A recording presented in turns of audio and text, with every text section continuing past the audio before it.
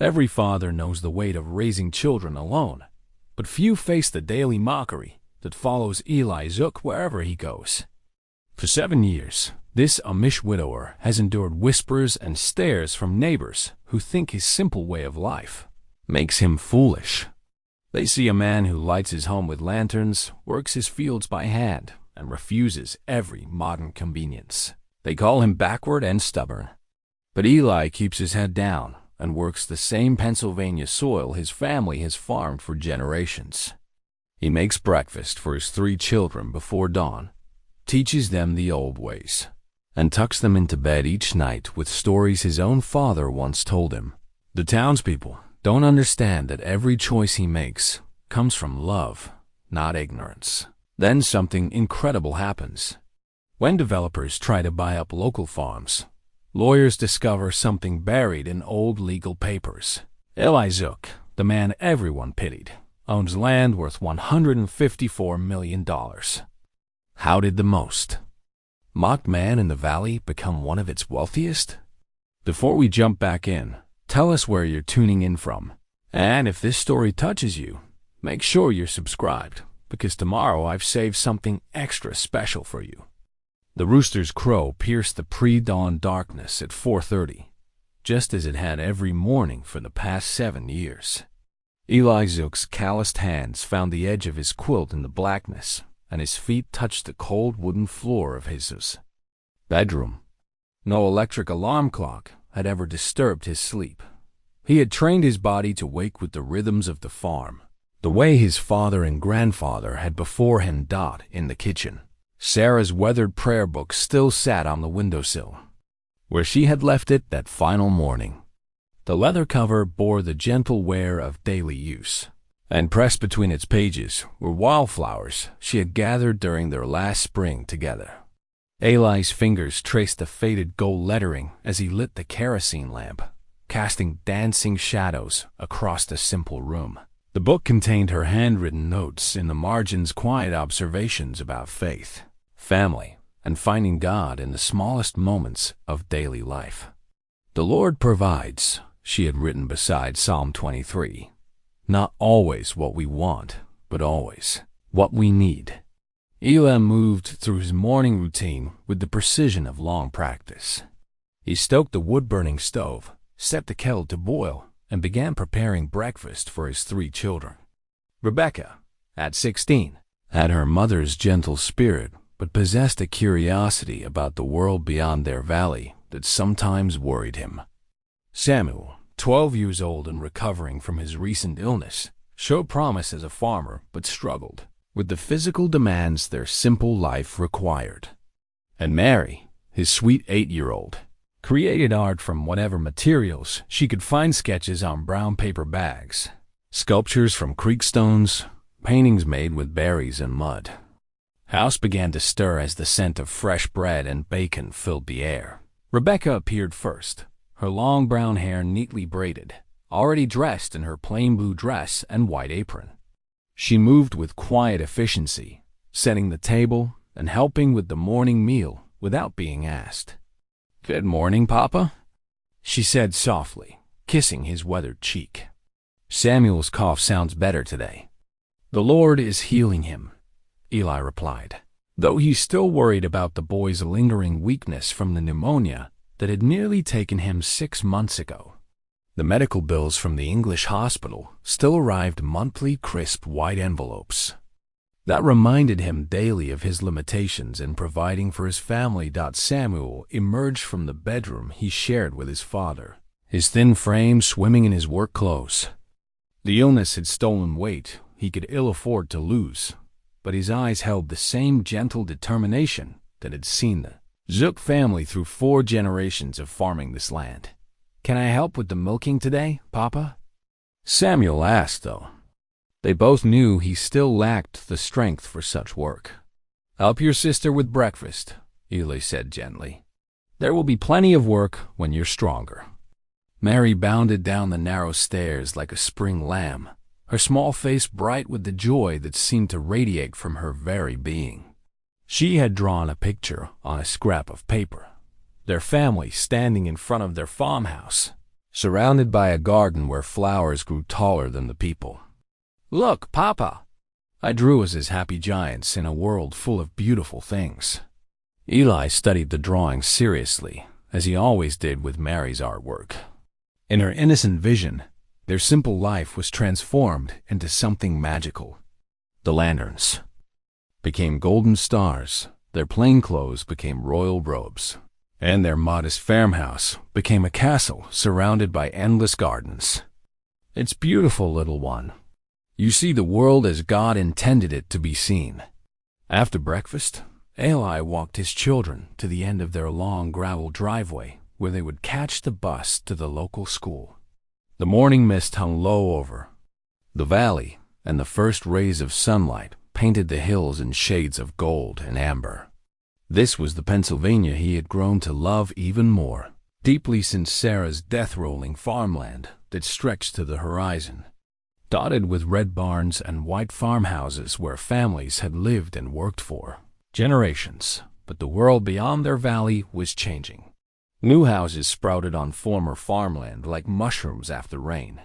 Fancy cars with out-of-state license plates cruised the back roads, their occupants pointing and taking pictures as if the Amish were exhibits in a living museum. At the general store in town, Eli overheard conversations about property values and development opportunities, spoken by people who saw dollar signs where he saw sacred ground. "There goes the backward farmer," he heard Mrs. Henderson whisper to her friend as he loaded feed sacks into his buggy. Can you imagine living like that in the 21st century? No electricity, no phone, no computer. How do those children learn anything useful? The words stung, as they always did, but Eli had learned to let them pass through him like wind through wheat. He knew what these people saw: a man in his early 40s who dressed in plain clothes, drove a horse and buggy, and worked his land with tools that belonged to another century. They saw stubbornness where he knew there was purpose, ignorance where he knew there was wisdom. The truth was more complex than their simple judgments could contain. Eli had not always been Amish. Born to a family that had left the church 2 generations earlier, he had grown up in the English world of cars and televisions, cell phones, and computers. He had met Sarah at a county fair when he was 22. Drawn to her quiet strength and the peace that seemed to surround her like a gentle light. "Why do you live this way?" he had asked her during their courtship, genuinely curious about her family's choices. "Because," she had said, "when you remove all the noise, you can finally hear what matters." He had joined the church to marry her, expecting to endure the simple life for love's sake. Instead, he had discovered something he never knew he was searching for. In the rhythm of seasons and the satisfaction of honest work and the deep conversations that came naturally when television didn't fill every silence. In the way his neighbors dropped everything to help during times of crisis, he had found a richness that his former life had never provided. When Sarah died in childbirth with their 4th child, a son who lived only 3 days, Eli might have been forgiven for questioning everything. The English world offered grief counselors and antidepressants, support groups, and distractions. But the Amish way was different. Bishop Miller had sat with him through the long nights when sleep wouldn't come. The women of the church had cared for his surviving children while he learned to navigate the impossible terrain of single parenthood. The men had worked his fields without being asked, ensuring his family's survival when he could barely remember to eat. "Promise me," Sarah had whispered in those final hours, her hand finding his in the stark hospital room. "Promise me you'll raise them in the faith. Don't let the world's judgment make you forget who we chose to be." That promise had become his anchor in the years since. When Rebecca asked why they couldn't have a computer like her English friends, when Samuel wondered why they couldn't drive a car to church, when Mary drew pictures of their family watching television together, Eli remembered Sarah's words and held fast to the path they had chosen together.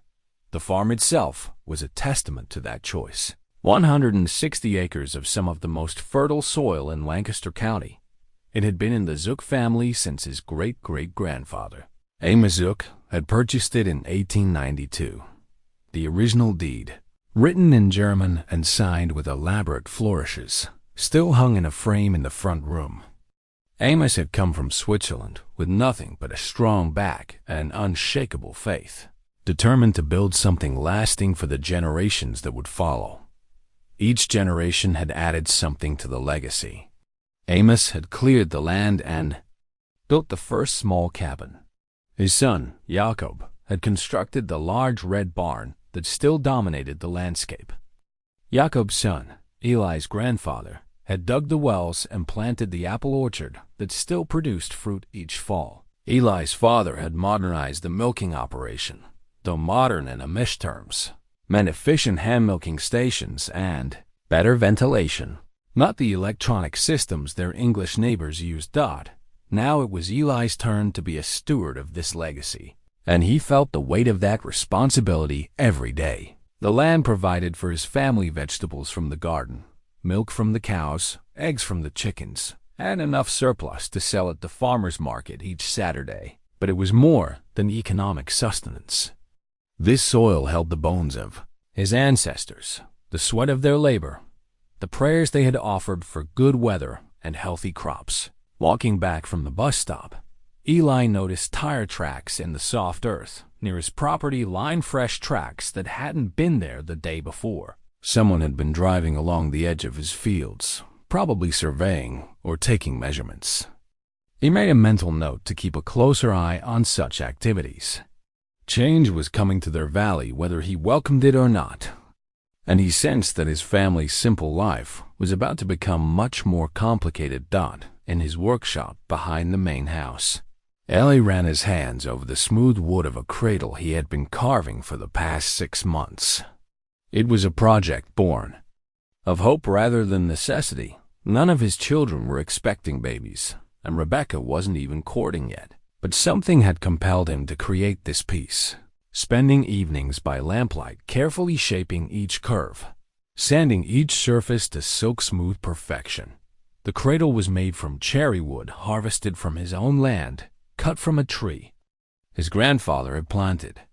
The wood held the deep red warmth that only came with age, and the grain told the story of seasons of growth, years of reaching toward the sun. As he worked, Eli found himself thinking of Sarah, imagining the babies this cradle might someday hold grandchildren, who would carry forward the values and traditions that had sustained his family through good times and difficult ones. But would there be grandchildren to fill this cradle? Would Rebecca choose to stay in the faith, or would the pull of the outside world prove too strong? Would Samuel grow strong enough to take over the farm, or would illness force him toward a different path? Would Mary's artistic gifts find expression within their simple community, or would she need the broader world to flourish? These questions haunted Eli's quiet moments, but he had learned to offer them up in prayer rather than worry. God's plans were not always clear, but they were always good. His job was to be faithful to the path set before him, to raise his children with love and wisdom, and to trust that the rest would unfold according to divine will. As the morning sun climbed higher in the sky, Eli heard the familiar clip-clop of horses' hooves on gravel. Bishop Miller's buggy turned into the drive, and the older man's weathered face carried an expression that Eli had learned to recognize, serious but not dire. The look of someone bearing news that required careful consideration. "Good morning, Eli," Bishop Miller called as he climbed down from his buggy. "Might we have a word?"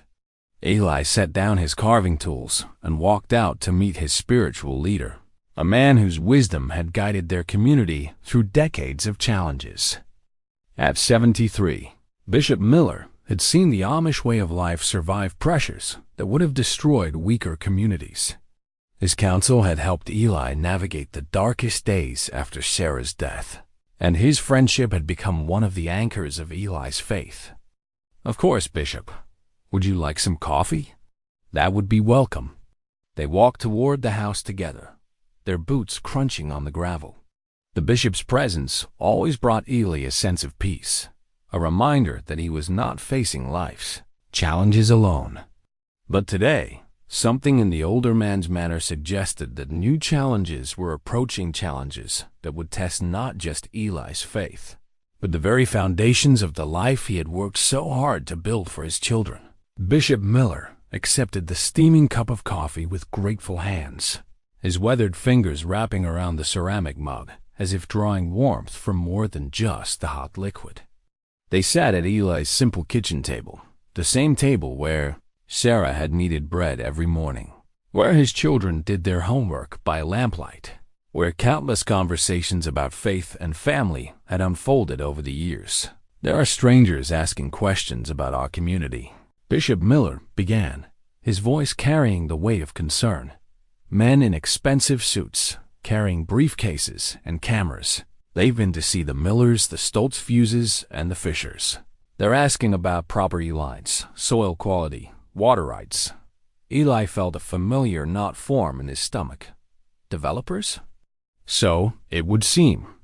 They represent something called Pinnacle Development Corporation. They have plans for our valley, Eli. Big plans that don't include farming.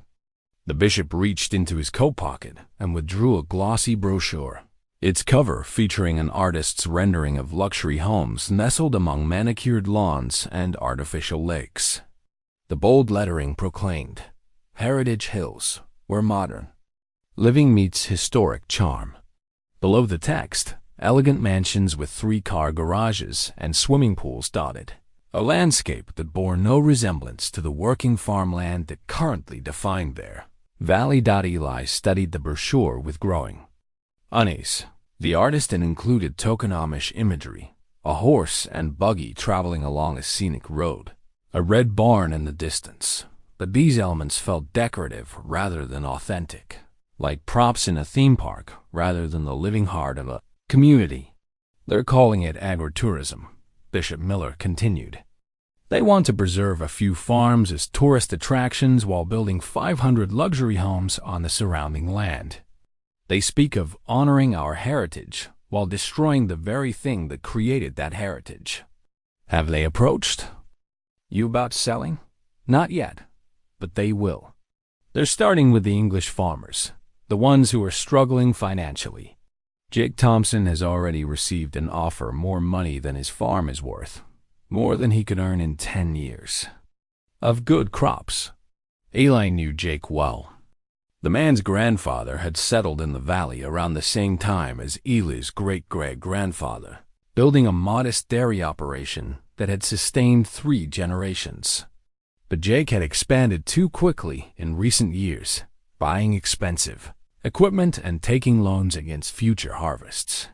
A late frost had destroyed his corn crop last spring, and a sick herd had decimated his dairy income. Jake was exactly the kind of farmer who might find such an offer impossible to refuse. And after they buy out the struggling farms, they'll surround us, make our way of life impossible to maintain. How can we preserve our children's innocence when they're surrounded by wealth and luxury? How can we teach them the value of simple living when their neighbors drive cars that cost more than most families earn in a year? The bishop's words hung in the air between them like smoke from a dying fire. Both men understood the deeper implications. The Amish way of life depended on community, on neighbors who shared common values and mutual support. Scattered among wealthy suburbanites, surrounded by the constant pressure to conform to English ways, their church would face challenges that had destroyed other Amish settlements. "There's something else," Bishop Miller said, his voice dropping to barely above. A whisper. "Something that concerns you directly."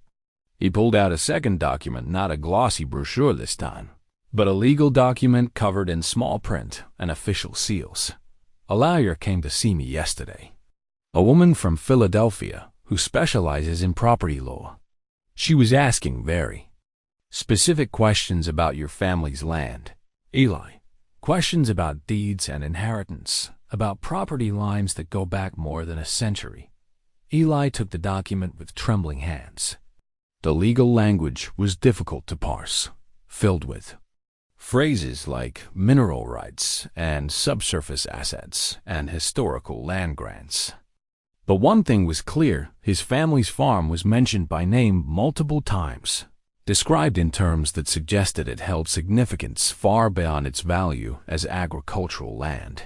"I don't understand," Eli said.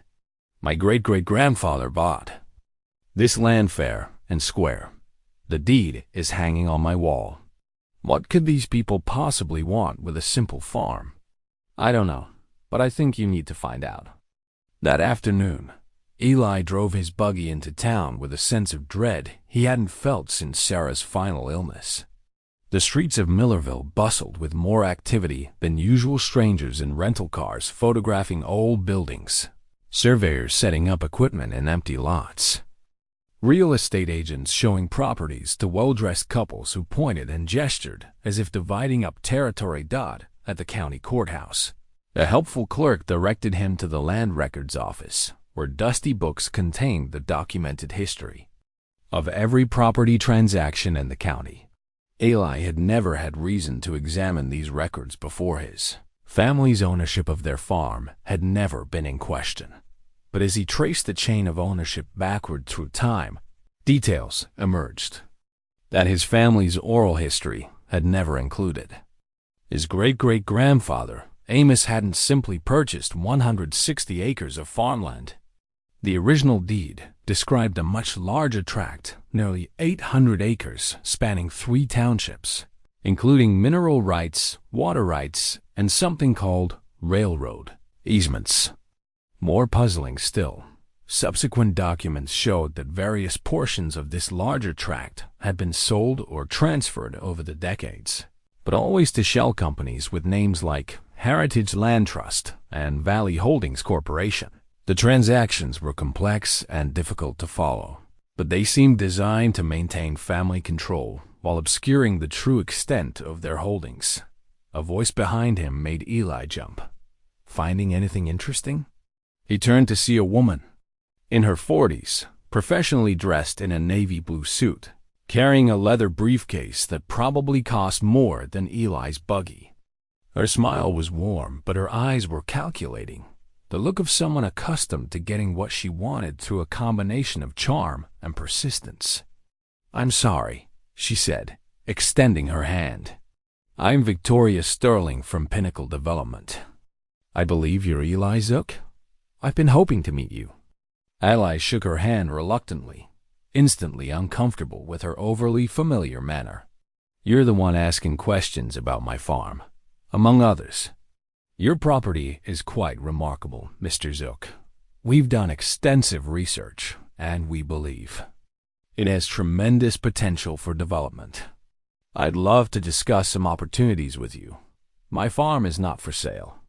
Victoria's smile never wavered, but something shifted in her expression, a flash of annoyance quickly masked by professional courtesy. "I understand your attachment to the land. It's been in your family for generations, hasn't it?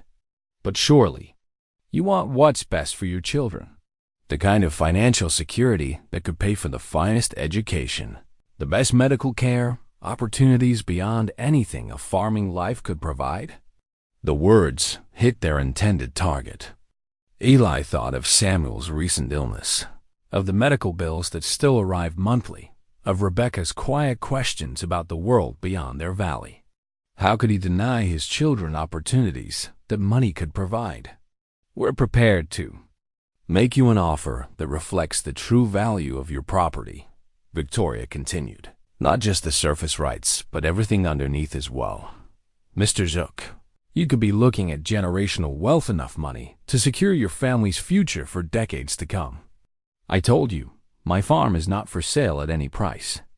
Victoria's facade finally cracked, revealing the steel underneath. "Mr. Zook, let me be direct. Change is coming to this valley whether you participate or not. We have options on 60% of the surrounding properties already. Your neighbors are making smart financial decisions. You can be part of the solution, or you can be isolated on a small island surrounded by progress. But either way, Heritage Hills is going to be built. She reached into her briefcase and pulled out a folder thick with documents. This contains our initial offer, along with detailed plans for the development. I encourage you to review everything carefully. Discuss it with your family. Consider what's truly best for your children's future. After she left, Eli sat alone in the courthouse parking lot, staring at the folder in his hands.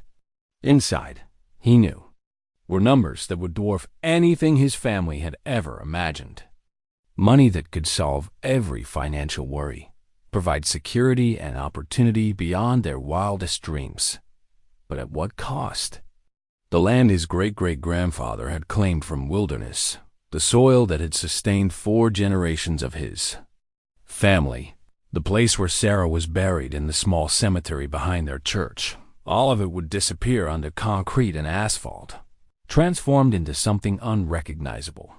That evening, as he tucked Marion to bed, she showed him another, drawing their farmhouse surrounded by tall buildings and busy roads, their family looking small and lost in the midst of urban chaos.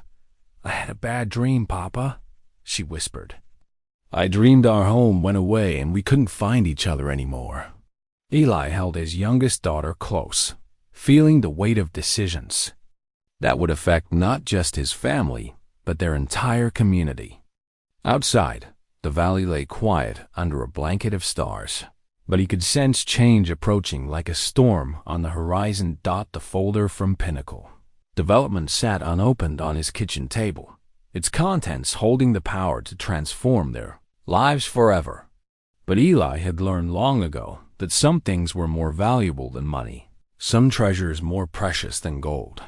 The question was whether he would be strong enough to defend those values when the real pressure began. 3 days passed before Eli found the courage to open Victoria Sterling's folder. He had carried it from room to room like a burden he couldn't set down, avoiding the temptation to peek inside while knowing he couldn't ignore it forever. Finally, after evening prayers and after his children had gone to bed, he spread the documents across his kitchen table under the gentle glow of the kerosene lamp. The numbers took his breath away. Pinnacle Development was offering $12 million for his 160-acre farm, more money than Eli could properly comprehend. But as he read deeper into the proposal, he realized this was only the beginning. The documents referenced additional compensation for subsurface rights and potential mineral extraction bonuses that could double or triple the initial payment. What troubled him more than the money, however, were the architectural renderings. The artists had reimagined his valley as something from a magazine: curved driveways leading to mansions with names like the Countryside Estate and the Heritage Manor. Swimming pools sparkled where his vegetable garden now grew. Tennis courts occupied the space where his children played in the creek. His red barn had been preserved as a decorative focal point. In the center of a traffic circle, Eli closed the folder and walked to his front window, looking out at the land he knew better than his own face.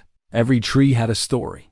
Every field held memories of planting and harvest, of his children learning to walk among the corn rows, of quiet moments with Sarah as they watched the sun set behind the hills. How could he possibly assign a dollar value to such things? The next morning brought an unexpected visitor. Rebecca had just left for school when a small sedan pulled into their driveway, followed by a pickup truck loaded with surveying equipment.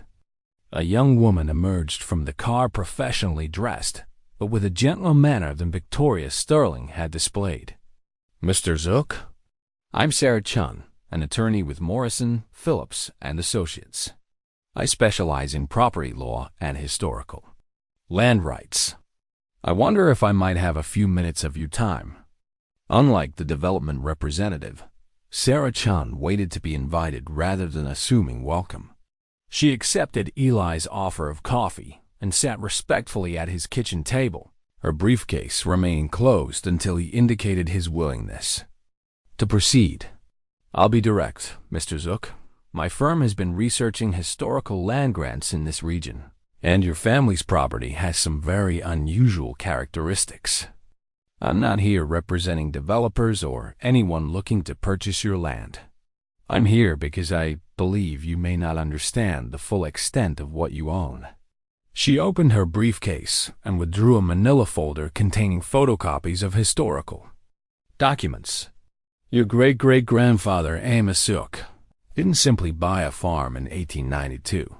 He purchased what was then called a railroad grant, a large tract of land given to the Pennsylvania Central Railroad Company to encourage westward expansion.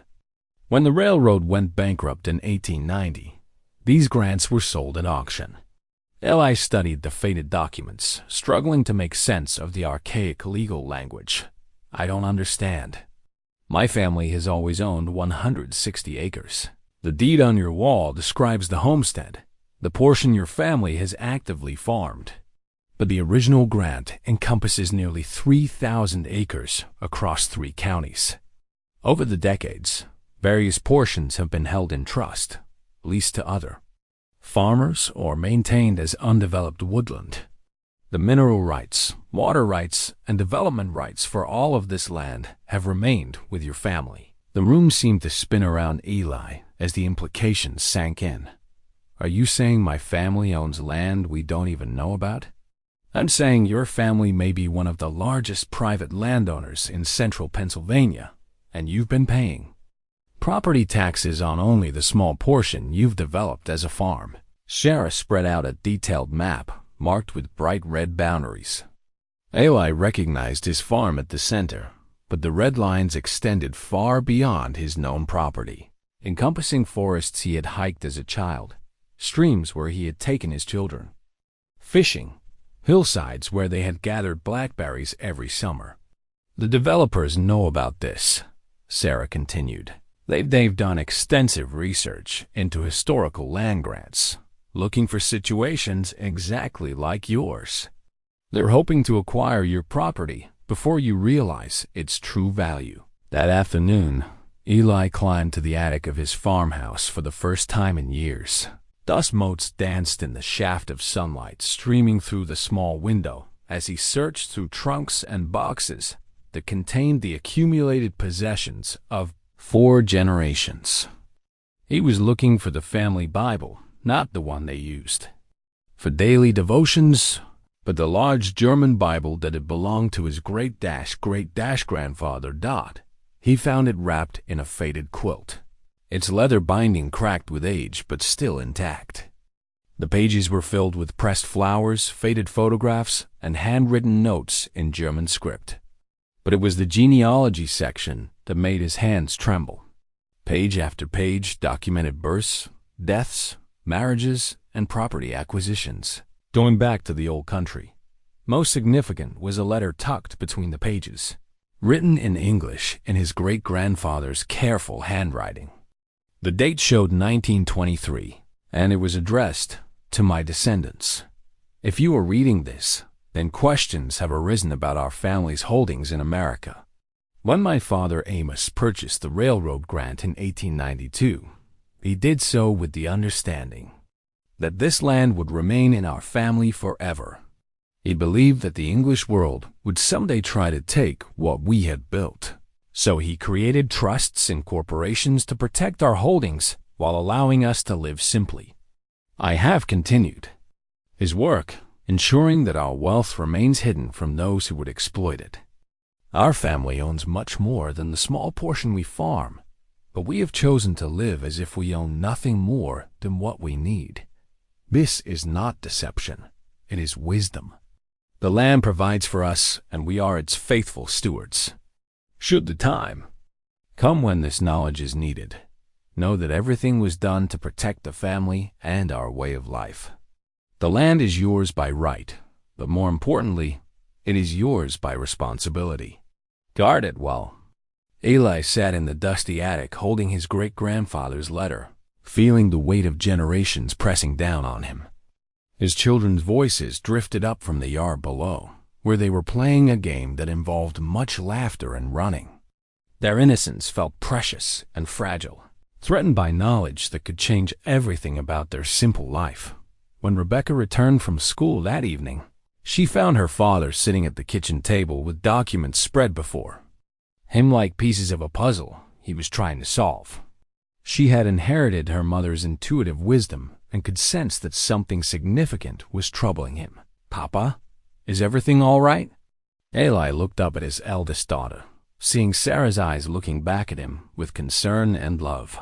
Rebecca was growing into a young woman of remarkable character, intelligent, compassionate, and blessed with the kind of inner strength that had made her mother extraordinary. "Sit with me, Rebecca. There are things about our family that I'm only now beginning to understand."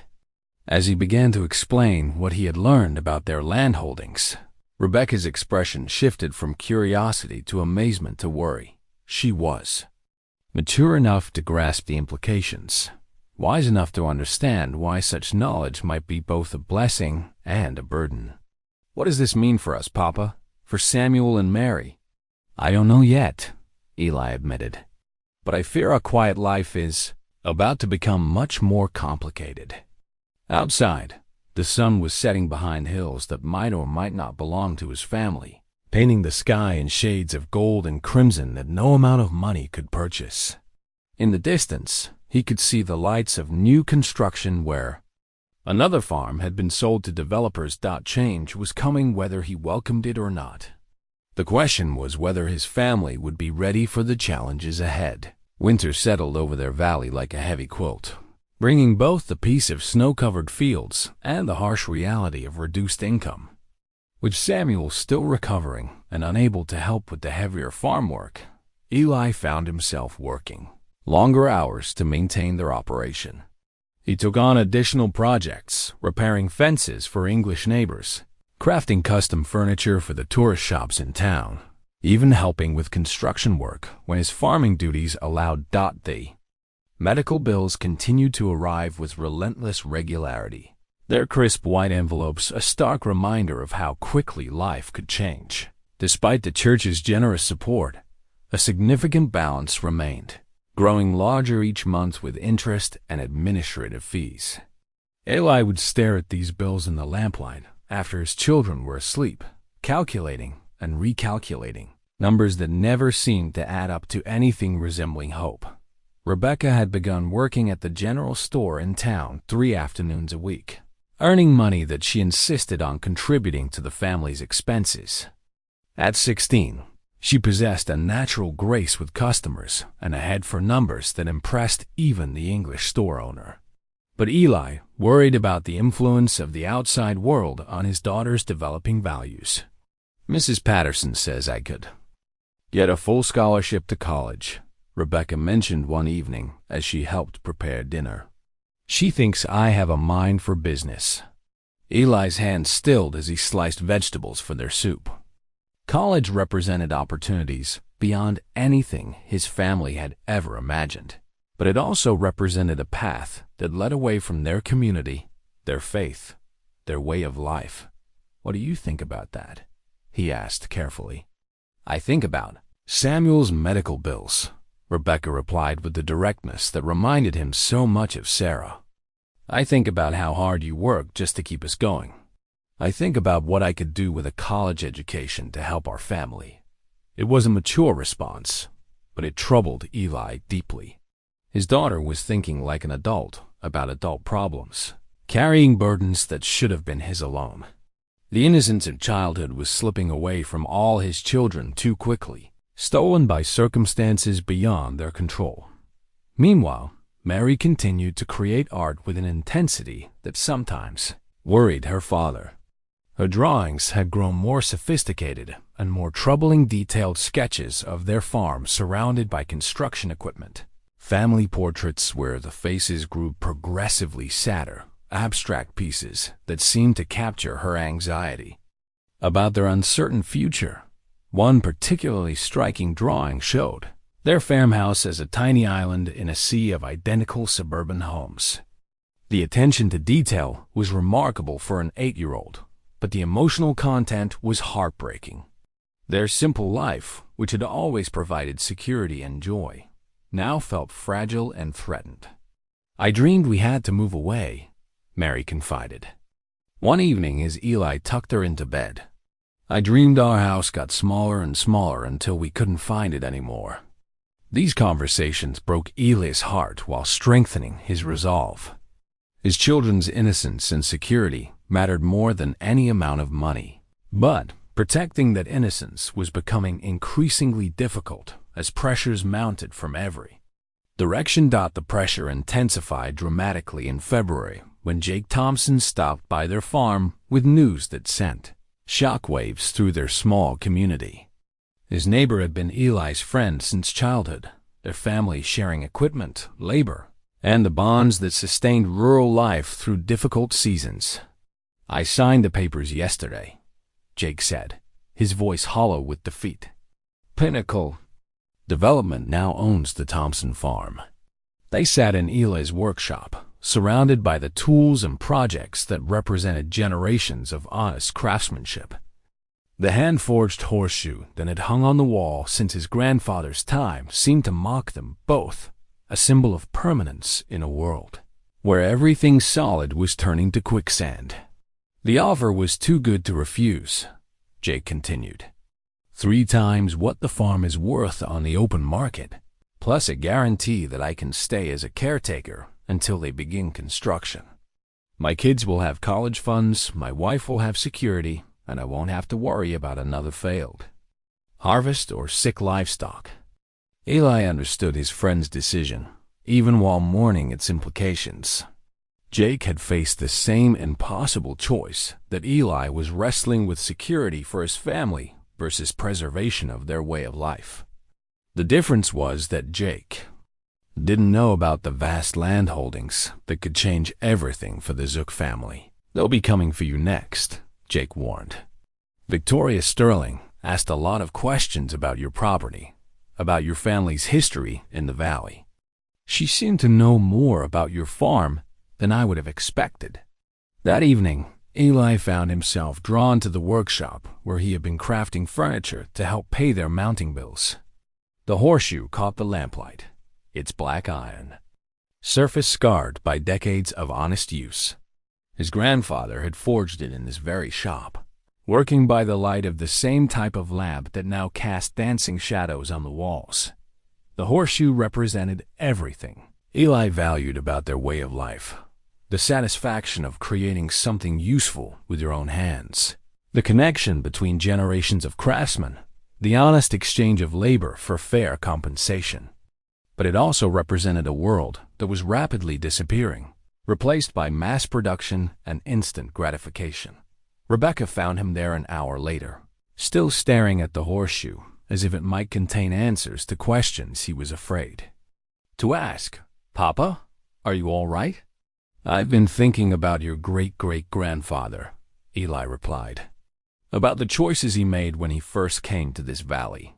He could have settled in the city, found easier work, given his children more opportunities. Instead, he chose this land, this life, these values." "Maybe he chose them because he knew they were worth preserving," Rebecca suggested. "Maybe he trusted future generations to make the same choice when the time came." Her words carried wisdom beyond her years, but they also carried the weight of expectation that pressed down on Eli's shoulders like a physical burden. How could he make decisions that would affect not just his children, but generations yet unborn? Outside, snow was beginning to fall again, covering their valley in the pristine white that made everything look clean and hopeful. But beneath the beautiful surface, Eli knew that forces were gathering that would test his family's strength and his own faith in ways he had never imagined. The horseshoe reflected the lamplight like a talisman, reminding him that some things were worth fighting for, some values worth preserving regardless of the cost. But he was also beginning to understand that the fight ahead would require more than faith and determination. It would require wisdom to know when to hold fast and when to adapt, when to resist change and when to embrace it. In the distance, he could see the lights of construction equipment working on Jake's former property, preparing the ground for the transformation that would soon sweep across their entire valley. Time was running out for decisions that could no longer be delayed. Spring arrived early that year, bringing with it a false sense of renewal that Eli wanted desperately to believe in. The apple trees bloomed with unusual abundance, their white and pink blossoms creating a canopy of beauty over the farmyard, where his children played. Samuel's strength had returned gradually through the winter months, and he was once again able to help with the lighter farm work. Though Eli watched him carefully for any signs of relapse, thought it was during one of these hopeful April mornings that Rebecca confronted her father with the truth she had been carrying like a stone in her heart. "I know about the land, Papa." They were working together in the vegetable garden, preparing the soil for the season's planting. Sarah's wedding ring, which Eli now wore on a chain around his neck, caught the morning sunlight as he looked up from his work. Seeing in his daughter's face the same combination of strength and vulnerability that had made her mother so remarkable. "What do you know?" he asked quietly, though his heart was already racing with the implications. "I overheard you talking with Mrs. Chun. I've seen the legal documents you try to hide from us. I know our family owns more land than just this farm, and I know it's worth more money than we've ever imagined." Rebecca's voice carried the weight of secrets that had grown too heavy for a 16-year-old to bear alone. Eli set down his hoe and really looked at his daughter, not the child he remembered, but the young woman she was becoming, capable of understanding complexities he had hoped to shield her from for a few more years. "Why didn't you tell us?" she asked. "Why are we struggling to pay Samuel's medical bills when we could solve every financial problem our family has ever faced?" It was a fair question, one that Eli had been wrestling with through countless sleepless nights. How could he explain the weight of promises made to a dying wife? How could he communicate the difference between having money and preserving the values that gave their lives meaning? "Sit with me," he said, leading her to the wooden bench he had built beneath Sarah's favorite apple tree. "Let me tell you about the promise I made to your mother." Eli pulled Sarah's wedding ring from beneath his shirt, holding the simple gold band in his weathered palm. The ring had grown thin from years of wear, but it still caught the light with the same gentle glow that had first attracted him to the woman who would change his life forever. "When your mother was dying, she made me promise to raise you children in the faith, to preserve the life we had chosen together. She was afraid that knowledge of our family's wealth would corrupt that choice, would make us forget the values that truly matter." Rebecca studied her father's face, seeing lines of worry and responsibility that seemed to have deepened over the winter months. "But Papa, values don't have to change just because circumstances do. We could use the money to help others, to strengthen our community, to ensure that families like ours don't have to choose between medical care and financial ruin." Her words revealed a maturity that both impressed and saddened Eli. At 16, Rebecca was grappling with moral complexities that most adults never faced, seeking solutions to problems that had no easy answers. "I've been thinking the same thoughts," Eli admitted, "but I'm also afraid of what wealth might do to us, to our children, to the simple life that has sustained our family through 4 generations." "Are you more afraid of having money or of the responsibility that comes with it?" The question hit its mark with uncomfortable accuracy. Eli realized that his fears weren't really about money itself, but about the choices and challenges that wealth would inevitably bring. How could he protect his children's innocence while giving them opportunities to make a difference in the world? How could he honor Sarah's memory while adapting to circumstances she could never have foreseen? Their conversation was interrupted by the sound of vehicles approaching, more vehicles than their quiet farm road typically saw in an entire week. Through the apple blossoms, Eli could see a convoy of expensive cars and television trucks making their way up their gravel driveway. "Papa," Rebecca whispered, instinctively moving closer to her father. "What's happening?" The lead vehicle was a black sedan that Eli recognized from previous visits. Victoria Sterling emerged from the passenger side, but this time she was accompanied by a man in an expensive suit whose presence commanded immediate attention. Behind them, camera crews were already setting up equipment, and reporters were checking their microphones. Bishop Miller's buggy appeared on the road behind the media convoy, the old man's weathered face showing the strain of trying to protect his community from unwanted attention. He guided his horse carefully around the television trucks, his expression grim with the knowledge that their quiet way of life was about to be thrust into the harsh glare of public scrutiny. "Mr. Zook," Victoria Sterling called out as she approached, her professional smile not quite masking the triumph in her eyes. "I'd like you to meet Thomas Brennan, CEO of Pinnacle Development Corporation. We have some very exciting news to share with you and your family." The CEO was a man accustomed to getting what he wanted through a combination of charm and intimidation. He approached with the confidence of someone who had never encountered a problem that couldn't be solved with sufficient money and pressure. "Mr. Zook, it's a pleasure to finally meet you. I understand you've been reluctant to discuss our development plans, but I think you'll find our revised offer quite compelling. We're now prepared to offer $25 million for your property, an amount that reflects our complete understanding of its true value." The number hung in the air like smoke from a fire, impossible to ignore and difficult to breathe. Around, Rebecca's sharp intake of breath was audible, and Eli could feel his daughter's eyes on him, waiting to see how he would respond to an offer that could solve every problem they faced. "My farm is not for sale," Eli said quietly, his voice steady despite the chaos that seemed to be erupting around them. Thomas Brennan's smile never wavered, but something predatory flickered in his eyes. "Mr. Zook, I don't think you understand the full implications of your situation.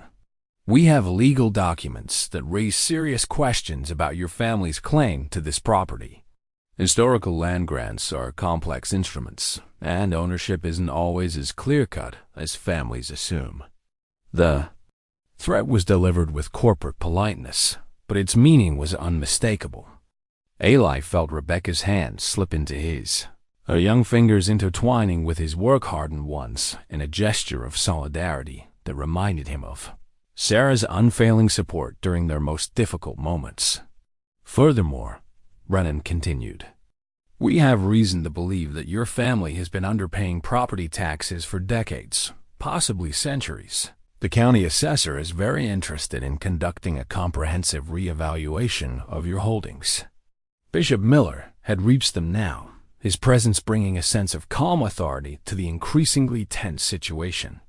The old man's eyes took in the media circus with the weary wisdom of someone who had seen his community face external pressures before. "Gentlemen," Bishop Miller said quietly, "this is a private family matter that doesn't require such public attention. Perhaps you could conduct your business in a more appropriate setting." One of the reporters, a young woman with perfectly styled hair and a microphone bearing the logo of a Philadelphia television station, stepped forward eagerly. "Mr. Zook, is it true that your family has been secretly sitting on a fortune worth over $100 million while living in poverty? How do you respond to critics who say you're denying your children basic opportunities out of stubborn pride?" The questions came rapidly now, a barrage of accusations and assumptions that reduced their complex situation to simple sound bites designed for evening news consumption. Eli could see Samuel and Mary watching from the farmhouse window, there, young faces confused and frightened by the chaos that had invaded their peaceful world. "I have nothing to say to you," Eli told the reporters firmly. Then, turning to Thomas Brennan, he added, "I have nothing to discuss with you. This is private property, and I'm asking you all to leave." But Brennan wasn't finished. "Mr. Zook, one way or another, this development is going to be built. We have options on every surrounding property. You can be part of the solution and profit handsomely, or you can be isolated on a small island while progress happens all around you. Either way, Heritage Hills will become reality." As the media convoy finally departed, leaving only dust and damaged grass in their wake, Eli stood with his daughter and Bishop Miller in the sudden quiet that felt more ominous than peaceful. The apple blossoms continued to drift down around them like snow, beautiful and ephemeral, a reminder that even the most perfect moments were temporary. "The world knows now," Bishop Miller said quietly. "There will be no hiding from this, no returning to the simple privacy we once took for granted." Rebecca squeezed her father's hand tighter. "What do we do now, Papa?" Eli looked around at the land his family had worked for generations, at the home where his children had grown up surrounded by love and security, at the apple tree where he had first kissed Sarah and later buried her memory in promises that were becoming harder to keep. "Now we discover what we're really made of," he said, though his voice carried more questions than answers.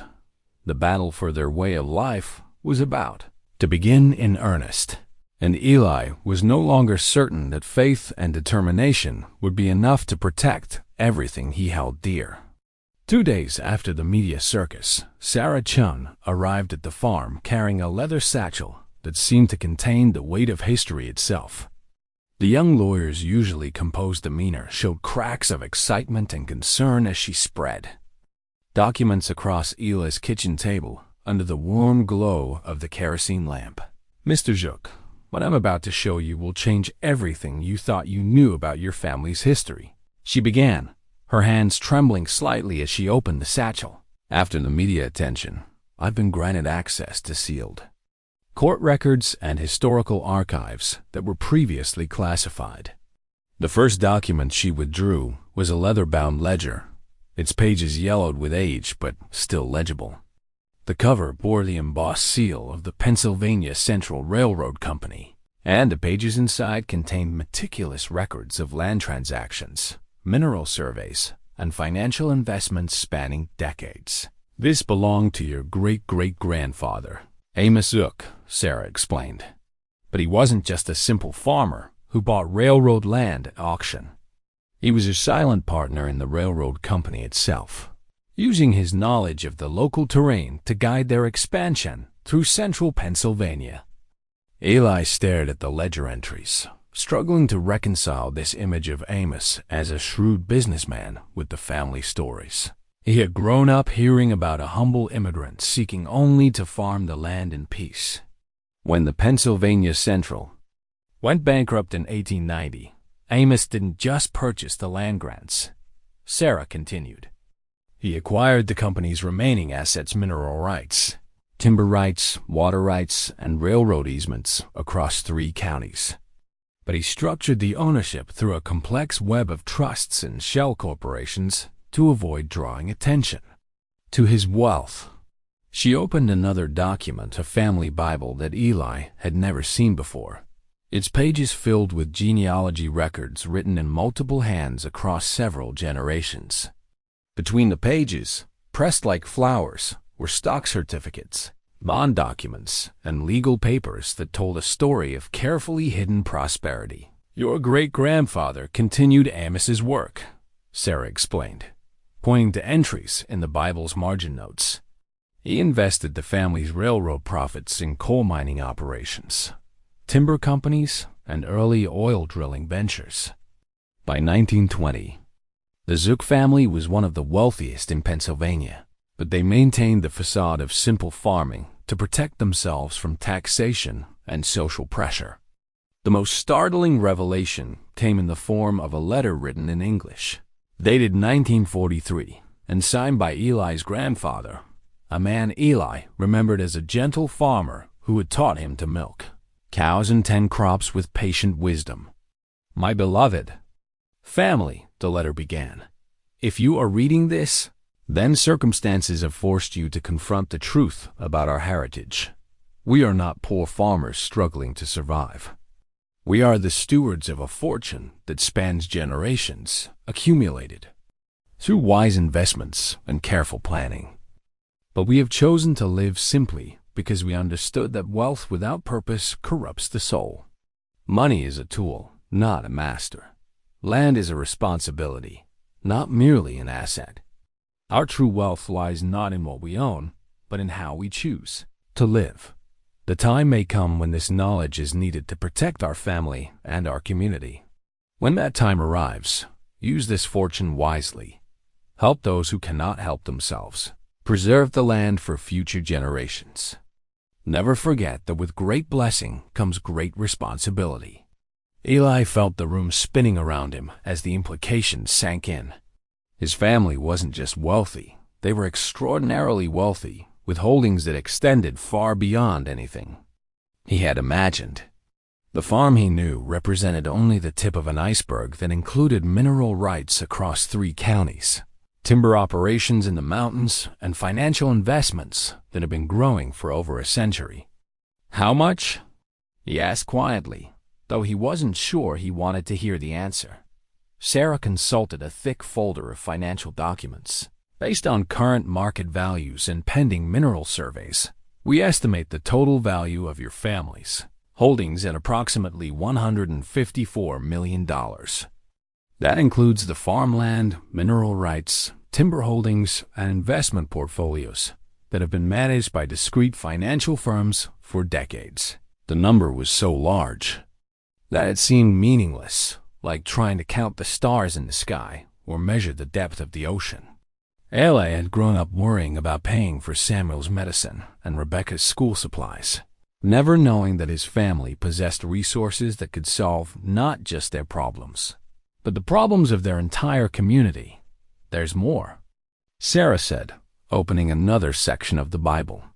Your great-grandfather established what he called the Valley Trust, a foundation designed to support Amish families in times of crisis, to preserve farmland from development, and to ensure that your community could maintain its way of life regardless of outside pressures.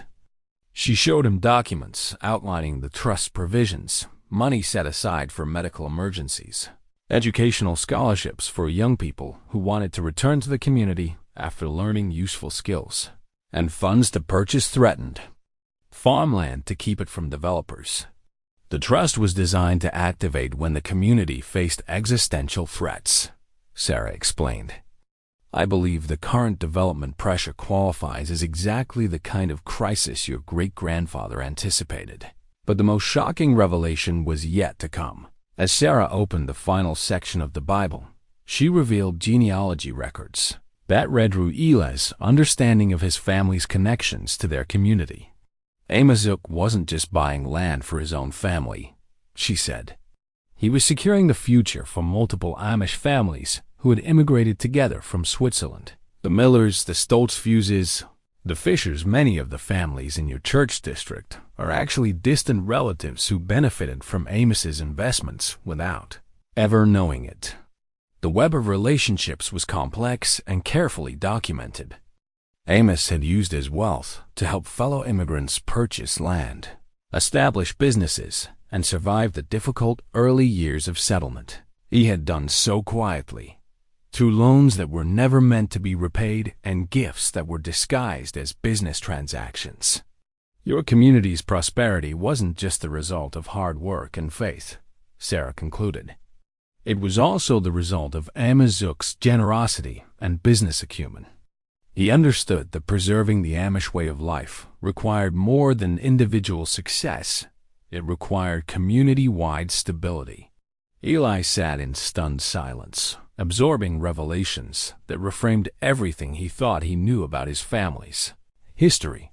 The simple story of humble farmers working hard to make ends meet was replaced by a more complex narrative of wealth deliberately hidden, resources carefully preserved, and responsibility consciously accepted across generations. Why? He finally asked. Why hide all of this? Why let us struggle when help was available? Because your ancestors understood something that most wealthy families never learn, Sarah replied. They knew that money without struggle, success, without sacrifice, tends to corrupt character.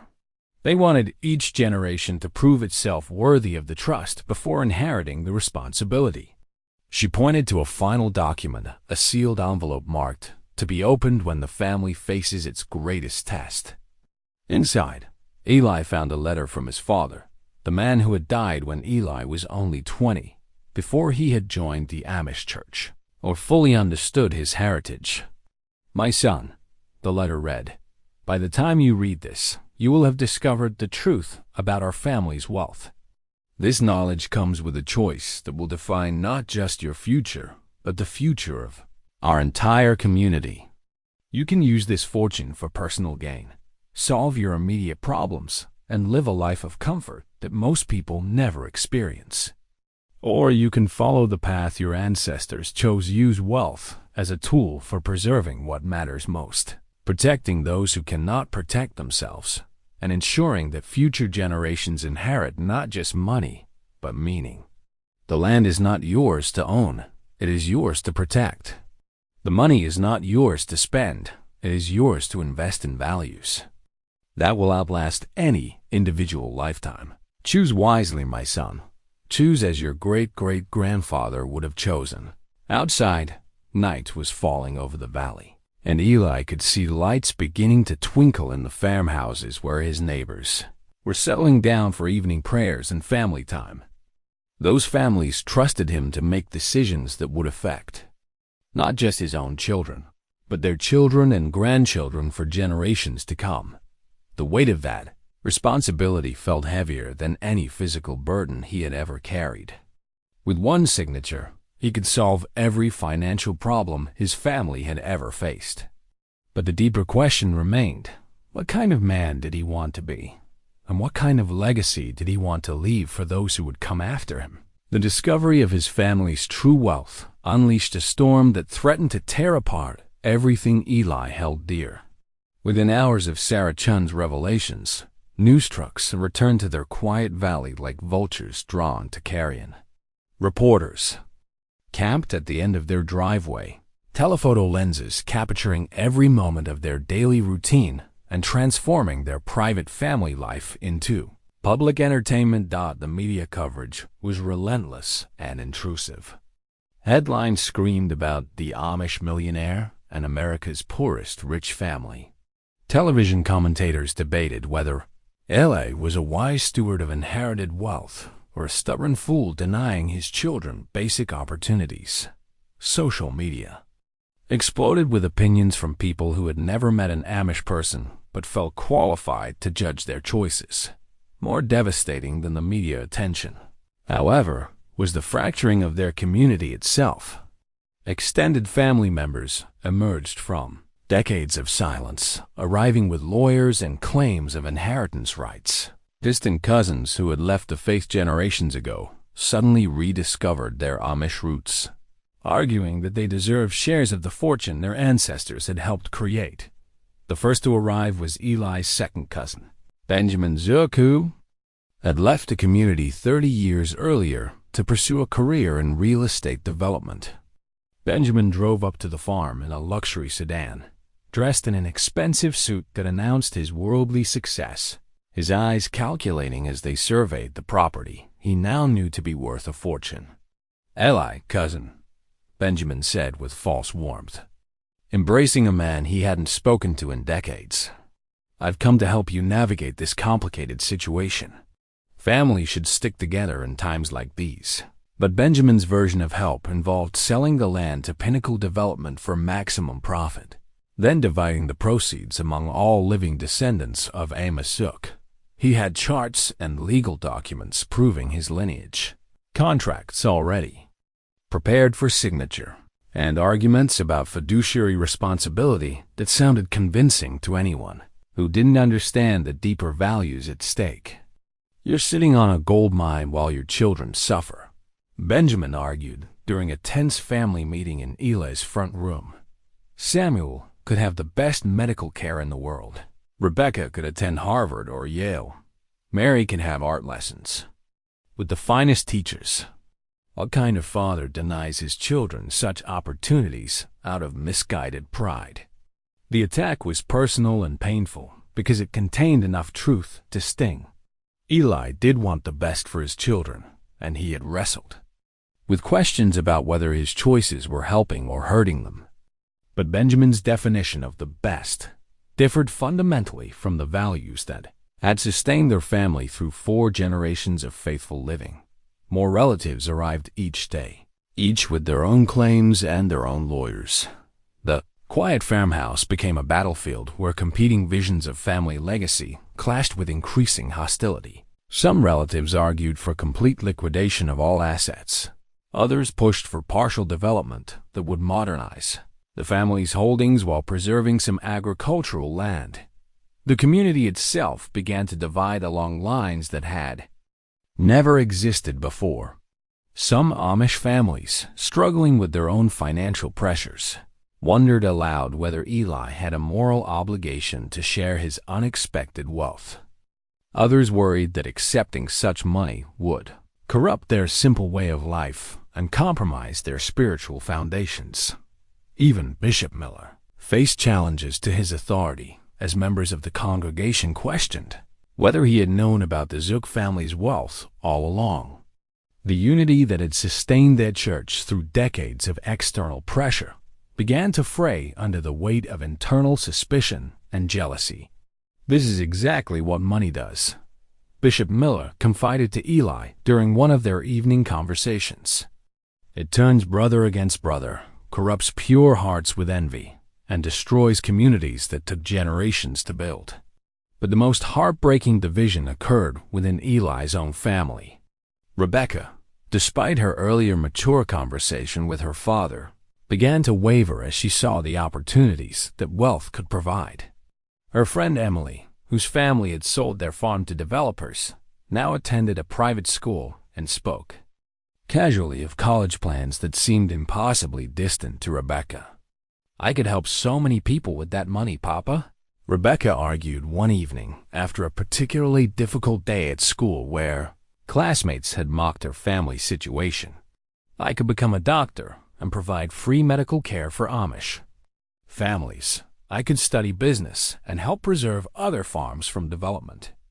Why is it wrong to want to use our resources to make a difference in the world?" Samuel, still recovering from his illness, but growing stronger each day, surprised everyone with the maturity of his perspective. "What if the money changes us into people we don't want to be?" he asked quietly. "What if we help others but lose ourselves in the process?" Mary, at only 8 years old, expressed her feelings through her art. Her latest drawing showed their family sitting around the kitchen table, but their faces had been erased and replaced with dollar signs. The image was crude but powerful, capturing her childish fear that money might steal the people she loved most. The pressure intensified when Pinnacle Development filed lawsuits challenging the family's ownership claims, arguing that historical land grants were subject to modern, eminent domain laws. Thomas Brennan appeared on television programs, painting himself as a reasonable businessman, trying to bring progress to a backward community that was holding up legitimate development for selfish reasons. "Mr. Zook has the right to live, however he chooses," Brennan said during one particularly inflammatory interview. "But he doesn't have the right to prevent an entire region from experiencing economic growth and improved quality of life. One man's stubborn attachment to the past cannot be allowed to hold back progress for thousands of families who want better opportunities for their children." The legal battles multiplied like weeds after rain. Property tax assessors arrived to reevaluate land that had been assessed at agricultural rates for over a century. Environmental groups filed injunctions claiming that any development would destroy critical wildlife habitats. Historical preservation societies argued that the land should be protected as a cultural landmark. Each legal action required responses, depositions, and court appearances that pulled Eli away from his farming responsibilities and exposed his family to increasing public scrutiny. The simple life they had once taken for granted became impossible to maintain as lawyers and reporters and distant relatives competed for his attention. Meanwhile, the great-grandfather's journal that Sarah Chun had discovered provided both comfort and burden. The leather-bound book contained decades of careful observations about stewardship, responsibility, and the proper use of wealth. But it also revealed the weight of decisions that each generation had faced, the constant tension between preserving tradition and adapting to changing circumstances. Money is like fire, one entry read. Used wisely, it provides warmth and light, enabling good works and protecting those we love. Used carelessly, it consumes everything precious and leaves only ash and regret. The wealthy man's greatest challenge is not earning money, but learning to be its master rather than its slave. Another passage spoke directly to Eli's current dilemma. The world will always pressure us to conform to its values, to measure success by its standards, to seek happiness through its methods. Our task is not to reject all change, but to ensure that any changes we accept serve our deepest values rather than betraying them. As spring turned towards summer, the battle lines became increasingly clear. On one side stood those who believed that wealth brought obligations to maximize its potential, to embrace modern opportunities, and to integrate more fully with the surrounding English community. On the other side stood those who believed that their simple way of life was worth preserving regardless of financial cost, that some values were more important than material prosperity. Eli found himself caught in the middle, pulled in every direction by people who claimed to have his family's best interests at heart. The final decision loomed before him like a mountain he would have to climb alone, carrying the hopes and fears of everyone he loved. The court hearing that would determine the fate of his land, his family, and his community was scheduled for the following week. Judge Patricia Morrison, a woman known for her fairness and wisdom, would hear arguments from all parties and render a decision that would affect not just the Zook family, but the entire character of their valley. Eli spent his evenings walking the fields that had sustained his family for generations, trying to hear his ancestors' voices in the wind that rustled through the corn.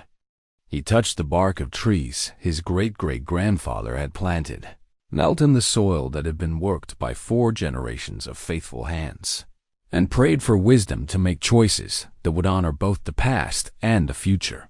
The weight of his decision pressed down on him like the summer heat, inescapable and intense. Whatever he chose in that courtroom would define not just his own legacy, but the legacy of every Zook who had walked this land before him, and every child who might walk it after. Time was running out for a choice that could no longer be avoided. The morning of the court hearing dawned clear and bright, but Eli felt as though he were walking through fog. He had spent the previous night in prayer and reflection, seeking guidance from sources deeper than human wisdom. On his nightstand lay Sarah's final letter, the one she had asked him to open when the world tries to change you. With trembling fingers, he broke the seal that had remained intact for 7 years. My beloved Eli, the letter began in Sarah's careful handwriting. If you are reading this, then our family faces a test that will determine who we truly are.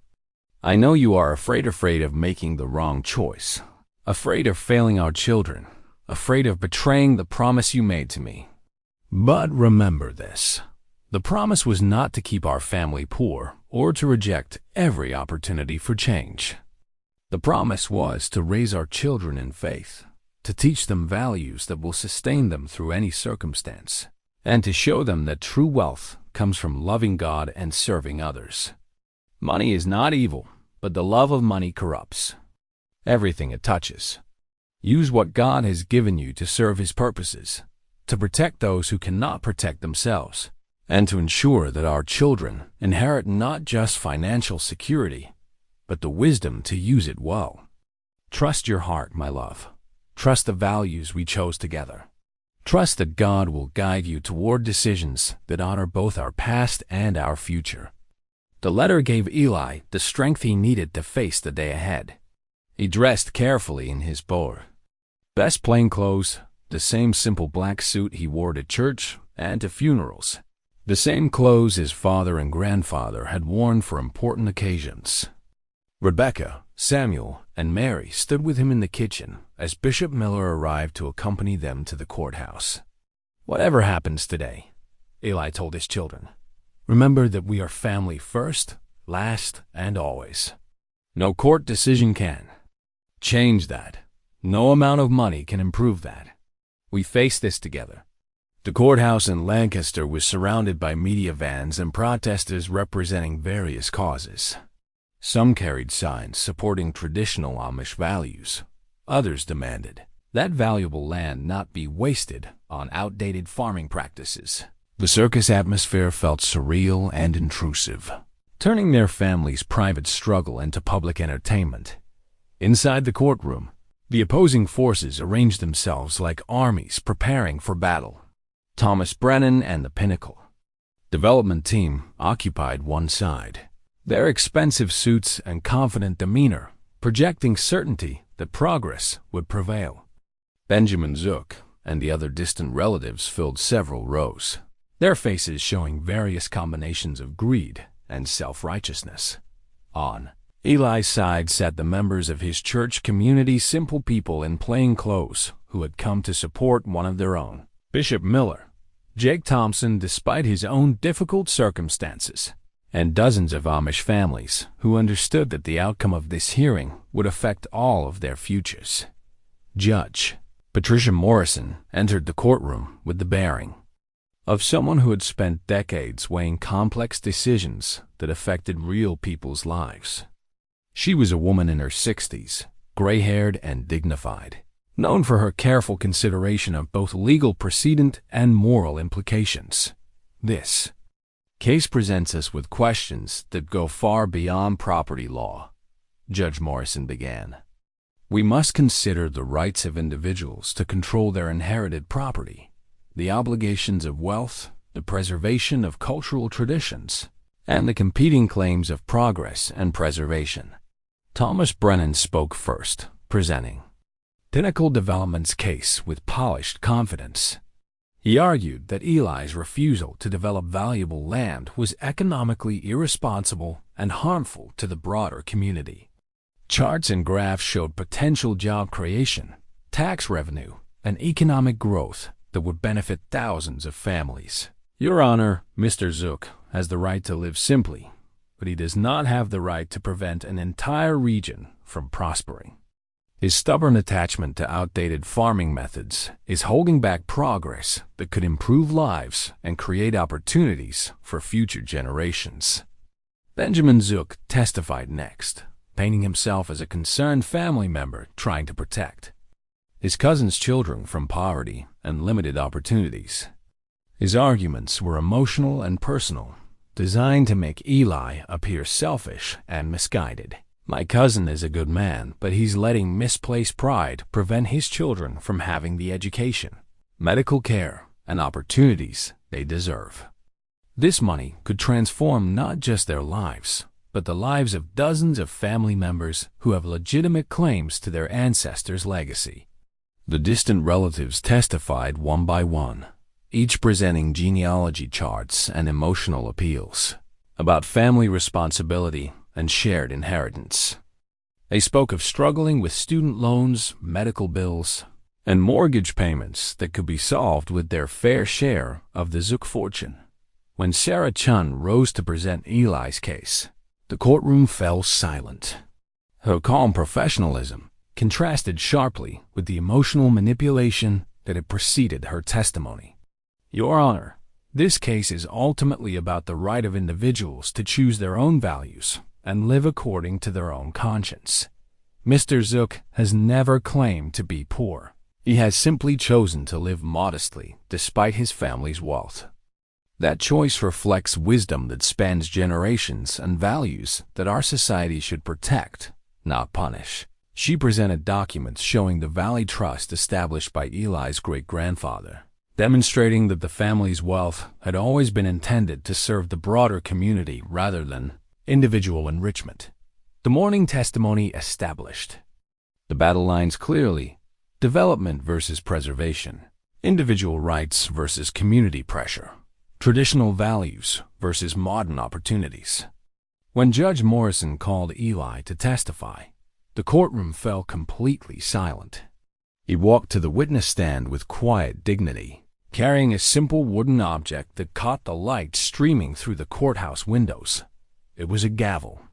He had carved during the long winter nights, not for any particular purpose, but because working with his hands helped him think through difficult problems.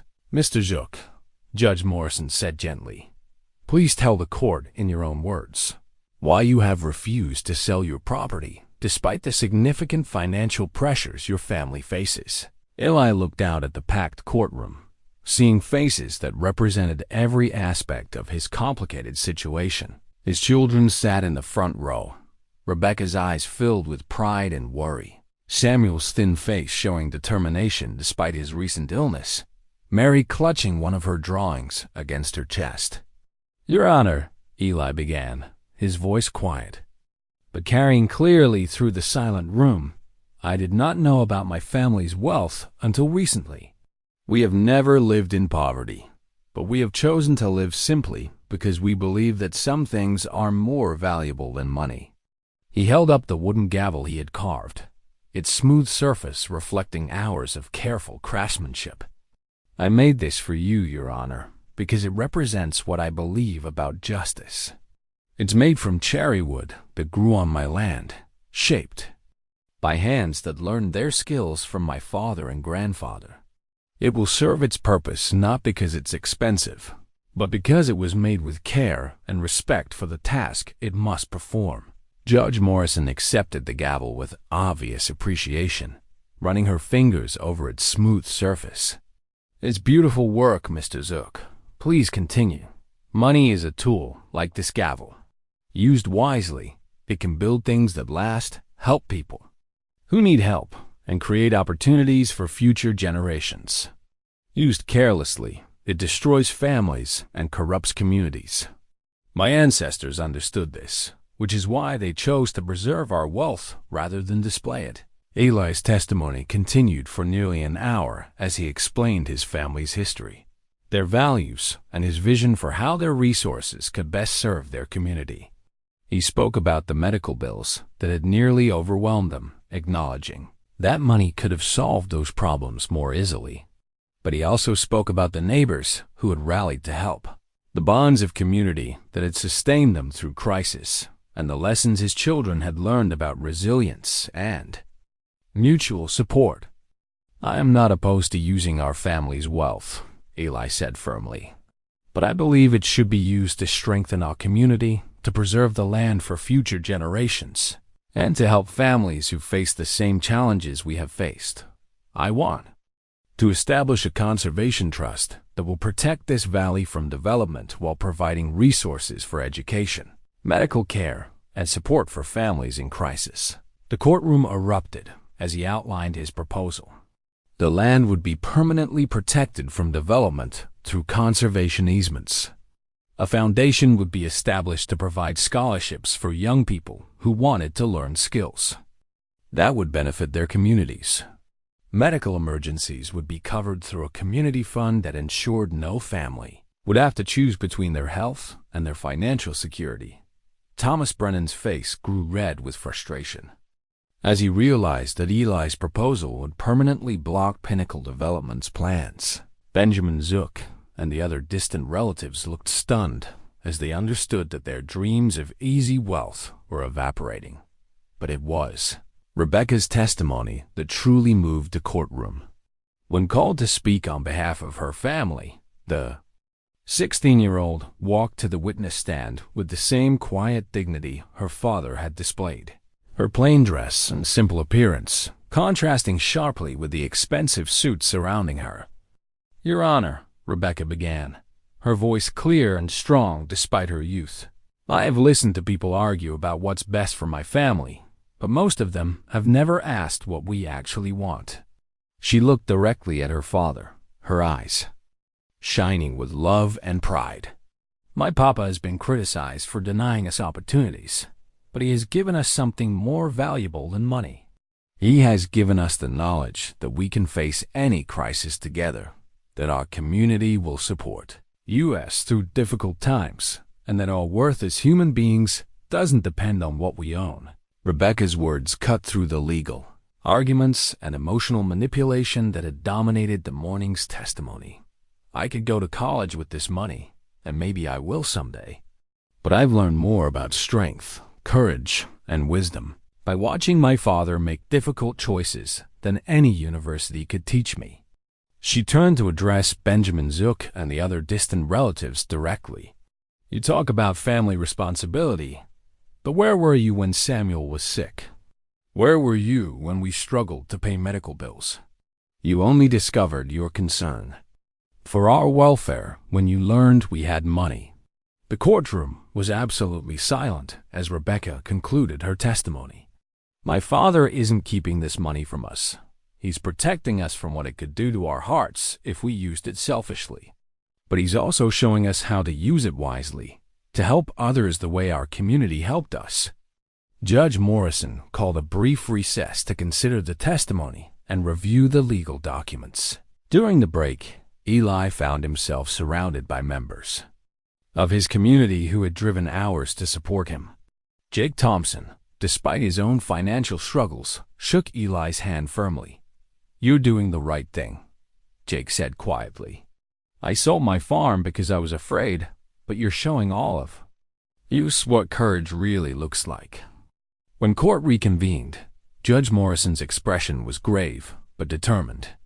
She held Eli's hand-carved gavel as she prepared to render her decision. This case has forced us to consider fundamental questions about property rights, family obligations, and the values that define our society, she began. The evidence clearly establishes that the Zook family has legitimate ownership of the disputed property, including mineral rights and development rights that have been held in trust for over a century. Thomas Brennan shifted nervously in his seat as the judge continued. However, the more important question before this court is whether Mr. Zook has the right to use his property according to his own values and conscience, even when others believe he should make different choices. Judge Morrison raised the wooden gavel, its polished surface catching the afternoon light. Mr. Zook has presented a thoughtful, legal plan for using his family's wealth to benefit his community while preserving the land for future generations. This plan respects both his family's values and their legal rights as property owners. The judge's gavel came down with quiet authority. The court rules in favor of the Zook family's right to establish the conservation trust as proposed. All claims by distant relatives are dismissed as lacking merit. All development plans by Pinnacle Corporation are permanently enjoined. The courtroom erupted in celebration from Eli's supporters and angry protests from the development team, but Eli felt only quiet relief and overwhelming gratitude. He had found a way to honor Sarah's memory, protect his children's future, and preserve the land that had sustained his family for generations. As they left the courthouse, Eli carried his children in an embrace that seemed to encompass not just their individual lives, but the lives of all the generations that had come before and all those yet to come. The battle was won, but the real work of building a better future was just beginning. 6 months later, the valley had settled into a rhythm that honored both tradition and thoughtful change. The media circus had moved on to other stories. The distant relatives had returned to their own lives with empty hands, but perhaps fuller understanding. And the Pinnacle Development Corporation had redirected their efforts toward communities more willing to sacrifice their heritage for short-term profit. Eli stood in his workshop on a crisp October morning, putting the finishing touches on a new wooden cradle. This one was different from the first, larger, more elaborate, carved with intricate designs that told the story of their family's journey through crisis to renewal. The cherry wood had been carefully selected from trees growing on land that would now be protected forever, and every curve had been shaped with the knowledge that this cradle might someday hold children who would inherit not just financial security, but the wisdom to use it well. The Valley Trust had transformed from a legal concept into a living reality that touched every aspect of their community's life.